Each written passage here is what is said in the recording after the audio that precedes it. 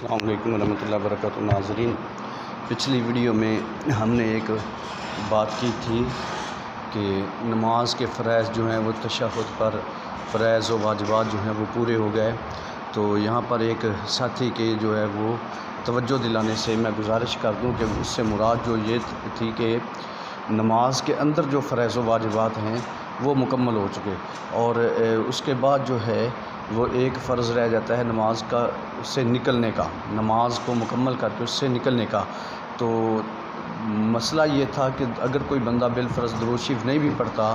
تو اس کے چونکہ فرائض و واجبات جو ہیں وہ پورے ہو چکے ہیں، تو اس وجہ سے جو ہے اس کی نماز مکمل ہو گئی۔ لیکن اگر وہ درود شریف پڑھتا ہے تو یہ سنت ہے، اور اس کے پڑھنے سے جو ہے اس کو اجر و ثواب ملے گا، اجر و ثواب کا مستحق ہے۔ تو اس وجہ سے جو ہے وہ اگر وہ درود پاک میں سیدنا کا اضافہ کرتا ہے تو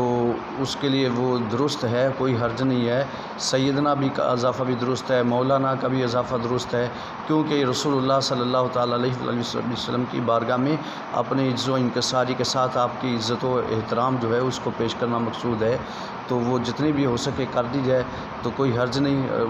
اگرچہ وہ نماز میں ہے لیکن نماز کے چونکہ فرائض و واجبات مکمل ہو چکے ہیں سوائے ایک وہ تکمیل والے کے،